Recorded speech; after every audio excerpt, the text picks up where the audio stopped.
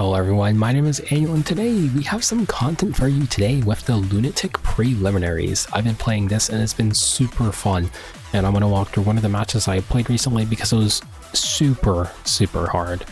I was playing out the match and I made some misplays, so I'm going to use this as a lesson to teach anybody who is new to RTA. So if you also, a new RTA guide will be coming very soon, so I can get some of you new guys into RTA, especially because we have some of these fantastic hero support system that you can use, and I can probably help you guys adjust to this system so you can use it for your climb to masters.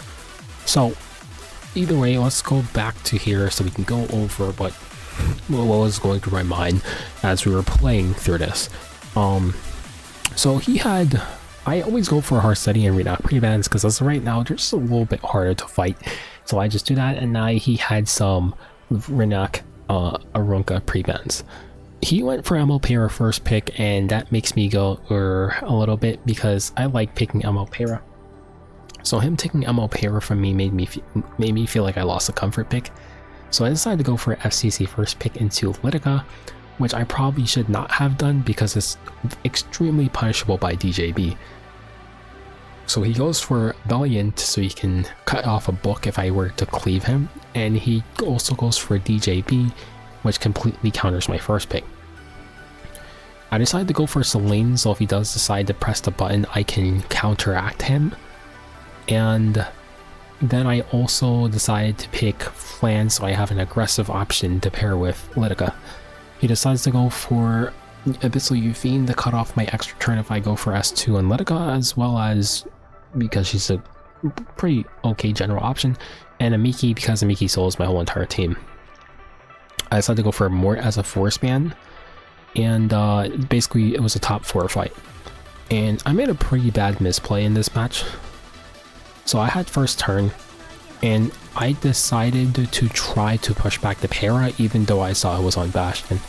The better play would have been to try to push up my Flan, but I don't even know if I would have been able to even cut because of the CR reduction. Because Flan pushes 25%, that means I would only push about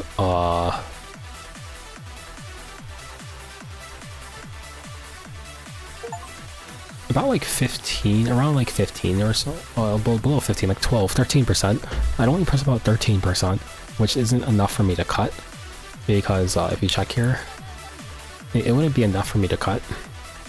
But although I went for S3, I did tag the Para, but my pushback got resisted, which was pretty bad for me because now he pressed S2, I jumped into Euphine, which isn't a bad target. But once again, due to Euphine's CR cut, I couldn't go up far enough to cut him. So he basically gets to run over me for free. He also pulled a dual attack if I remember. So I was in a really bad spot here. And I guess my one misplay back in draft was probably letting the Para stay in draft. I think if I wanted a good chance of winning, I may have needed to just bite the bullet and fight last two, because from the looks of it he was prepared to fight people who were faster than him with his ERMO Para. Also, and additionally, I probably should have just tried to pull up Flan with a dual attack. It would have helped my team take turns, which could have maybe turned the match around, but it felt like I got completely out drafted from the first 3 picks. It put me in such a rough spot because he had such a stable team, so I had to take the defeat here. So my thoughts when entering the second round was, okay, I'm going to get rid of cleave options, and I didn't want to get rid of Frida. I don't know why, I usually get rid of Frida, but I decided to not get rid of Frida. And usually when you get to the second round in Lunatic, you're usually seeing what openers are still available, and you're trying to take that out if you're not first pick. But since I lost the round, I had first pick, so I just banned out cleave options. But like a good habit is that you can ban out, if you have some level of speed, you can ban out cleave options, or if you don't prefer fighting cleave, you can ban out cleave options, or in a general sense, ban out openers. Because if you're not first turn, or if you're not first pick, you get cutting off openers that can cripple you when you lose access to things like Billion and Euphine. Like for instance, for this first match, you were going to walk into the second match without a Billion, Abyssal Euphine, and maybe your mitigation tank, right? So it puts you at a very large disadvantage into getting aggressively ran down. So banning off openers for second round is very important. But since I had first pick since I lost first round, I just didn't really ban any openers, and I decided to take what was the strongest pick that was left. And you can see he himself banned off 2 openers to prevent me from getting it. So I just took the next strongest opener down the list, which was Hellion Lua. He decided to go for Crozet into Tori, probably to protect the Tori, and from here it comes with a little bit of draft experience. From the previous meta, which was last season, one of the strongest combos was DN Ross Tori, or Ross Tori. They were a combo unit. You see a Ross, you pick a Tori. You pick Tori, you pick Ross. So from that, because he picked Tori on 2, I immediately knew he's probably going to pick Ross on 3 or something, or like DN. So I decided to steal away both of those picks from him and went DN and then Ross on 3. So he decides to go Acades and then DDR, and my team is fairly weak to DDR. So I knew I probably have to ban the DDR from this angle because there's nothing I can pick that could help me fight DDR at this point in the draft. Selene is gone. If I pick Schneel, it's weak to Tori, and if I pick DKS, it's also partially weak to Tori because mine's is very squishy. So I just had to pick things that were good into the rest of his team and deal with whatever he had to pick last, because there's no way I could fight the DDR. So I decided to pick SSB because she's on Drake, which has pop damage, which is good in the Tori. And honestly, I was thinking this from the second pick, what can I do to fight Tori? I can't pick SSB this early, but I can definitely take her later in the draft. So that's why I took SSB, because she has pop damage to deal with Tori. And I needed something else that was good into his team. And it was very hard, so I was looking through all the blue options I had, which had some elemental advantage against Tori, and I just decided to pick Fene as a force ban because it's somewhat good into DDR, and he decided to not ban it. So here's how the match went. So I had first turn, I just press buttons. There's no reason for me not to press it. It's not like I'm really scared of Acades because half of his team can't get debuffed anyways, and I didn't land a single debuff, but it's okay. I wasn't really planning on landing anything because Tori has a mini, Hwayoung is immune to debuffs. The only thing I could potentially tag here is probably the Trozat, which also resisted. So honestly, I didn't really care too much. I do think, look at watching this back, he got a little bit unlucky and did not pop Cascade. So I think that lost him the game. So he tried to go in on my Bellona, and I think he missed. Yeah, he missed anyways, so only the pop damage would go through, which is I think like 4,000 damage. So I think I would have been safe anyways, but he decided to kick me. And I took a fair bit of damage. Actually, if I took the pop damage, I probably would have died. Yeah, I think he lost because of Cascade. So I asked 3 here to get defense buff up. And I actually took 2 counterattacks on this turn because of it, which is better for me because more focus. So I don't know who he decided to push here, but both of his DPSs are pretty far back, Tori being the closest up to the top, and that was pretty much my biggest concern. I needed SSB to do something so she can heal back up. So here I decided to S3. It probably would have been better to S1 the Tori here to get the pop damage off of me, off a challenge that I have, but I did it. But on this turn here, I have a mini on SSB, and he is forced to hit me or press S3. And there's no reason for him to press S3 here because he's max HP. So he's forced to hit something, he decides to just hit whatever, and we slap back. This gives us the pop damage that we need, and I decide to provoke Tori just to make sure he can't target SSB. And we get our counters. Now unfortunately that first hit did a lot of damage, so it resulted in a kick into, I think, Lua? Oh no, into Fene. And it finishes off here. From here, it's pretty much a winning matchup because the Hua Young is going to struggle and she pops off a bit here. And we did get a counterattack here, but luckily since the S3 gets focused, we slap back again. And then we get quite a bit of pop damage once again. And from that whole entire turn rotation, the entire match has turned in my favor.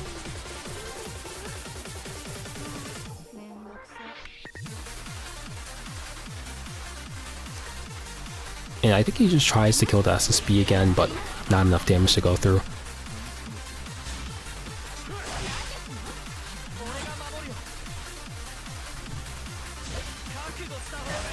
We go for a burn here to get some damage off, but it survives, so I just finish it off.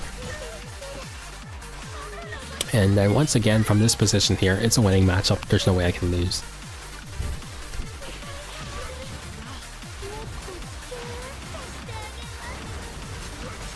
I honestly genuinely thought from the beginning he was going to try to maybe kick my Fene since it has extension, but he didn't do that and he was targeting the SSB mostly, probably because there's a higher chance of maybe Fene, of Tori winning into Fene, but he just didn't do that.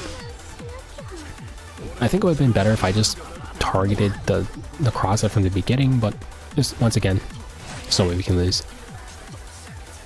And that's pretty much his final turn here.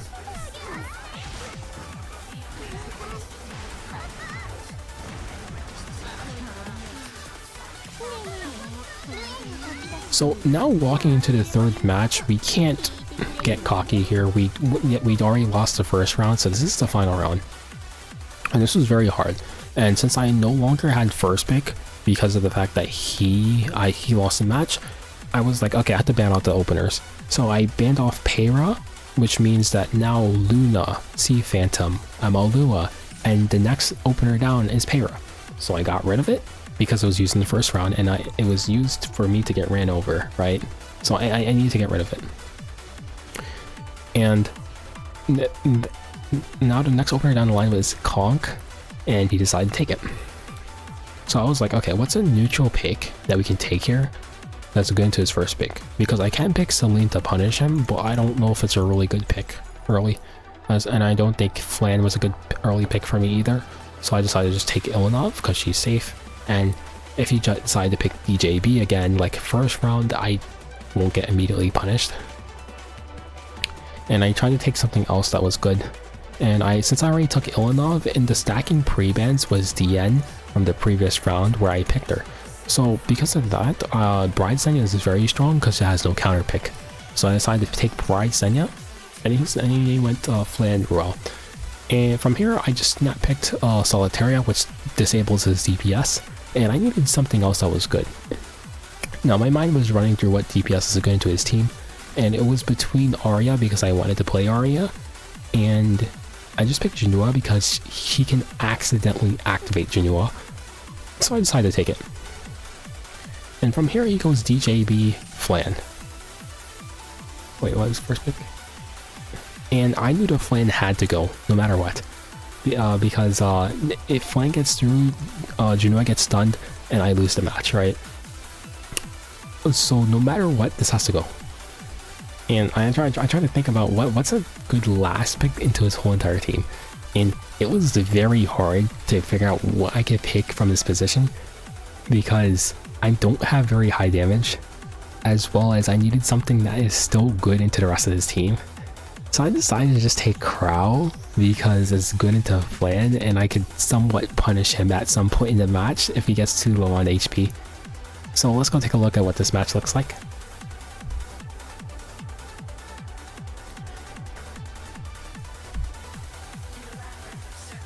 And you can tell from the amount of turns in this match lasted a long time.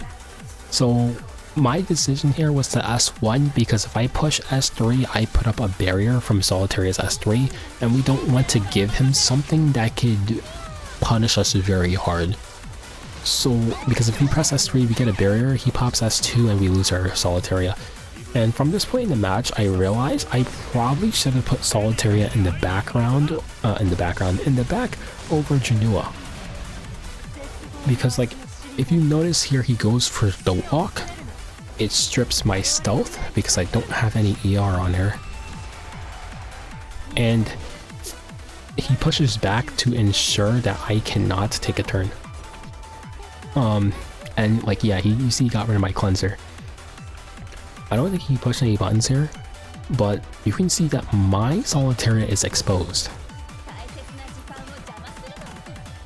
So I'm just sitting here like, oh no, I'm gonna lose my Solitaria, which is my only win con, my best win con against Flan. So I decide here, okay, I need to kill this Flan immediately. So I just kill it. But unfortunately, and my own up was still being controlled, so I couldn't get off. And as you notice here, I didn't put up a barrier because I forgot to put on my artifact on my Ilanov, which is Rise. So it's actually currently on Adamant Shield. So I guess that was to my benefit that he couldn't press S2 there. But unfortunately, due to the dual attacks, I do lose a turn.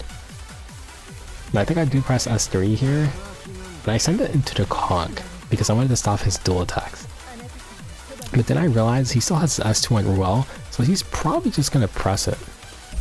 So I decided to spread my damage here and go into the DJB to pop him.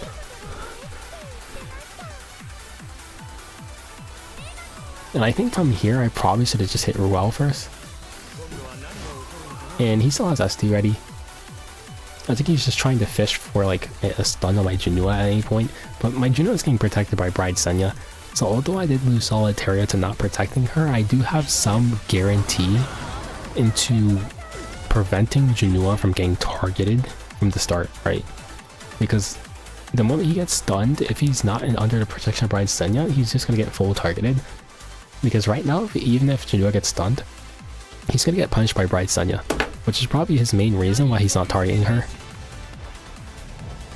So I go for S3 here, and this one does go into Ruel because I wanted the chip. But unfortunately it was on Water's Origin, so it does get a little push. But I do keep it going. Because I need to give him a reason in order to force press buttons. But unfortunately, with Conquer Loy's being protected by two Soul Weavers, one of them needs to go down.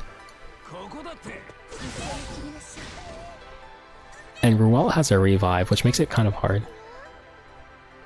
And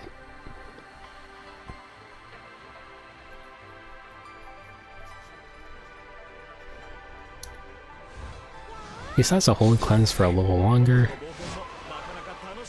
And this turn I think was very scary because he did land stun. Now unfortunately he doesn't have enough damage in order to get my Janua below half HP. So it didn't really matter, but I did miskill here slightly, and he did get a provoke off, so that was kind of really rough for me, but I guess it's okay that I didn't kill, because if I killed, he would have cut my Bride Senya, and he probably would have been able to revive. Oh no, his plan is already down there. Never mind. I am yapping too much.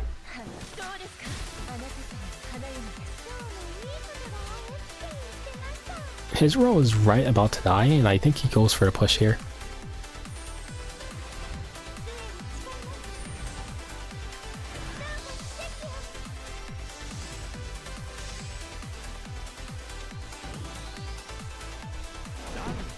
Alright, so from this point in the match, it gets a little sketchy. Because now we're at the point where Flan is back alive, so if she does anything, she's probably going to proc Janua. So he tried to go for stun again here and missed. He goes for a walk here to get his defense up, and he decides to go again into Bride Senya in hope of pulling Flan, but did not. I decided to chip off the Ruel here.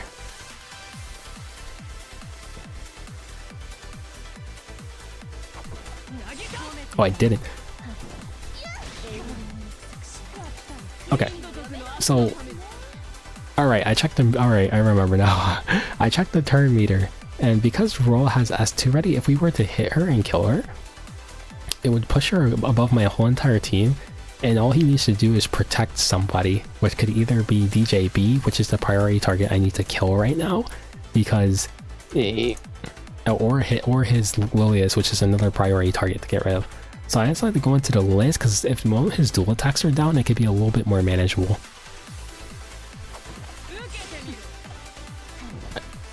And then the provoke leads here. And because I did not hit Rua that turn, he cannot just re-protect somebody under the damage limit here, and he is forced to proc my Janua. Just double procs my Bride Senya and my Get Janua here. And the Soul Constellation was a little bit scary because it pushed him a little bit ahead. But Janua's pushes 50 and Soul pushes like 20, so I push ahead of him. And I go for Soul Bread into DJB here. Because if you look at this fat barrier, if DJB pops this, I am so dead. If DJB popped that barrier, I would be so dead. So I needed to go into DJB. And the pop damage was enough to kill Jeruel as well. And from here is practically in my favor, surprisingly.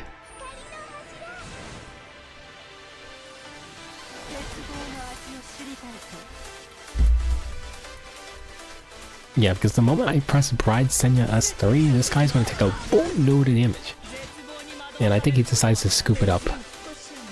So yeah, this was a very hard match to play out with all the decision making that needed to be done. So hopefully you enjoyed that. And yeah, I'll catch you guys in the next video because that was a very long one. So yeah, I'll see you.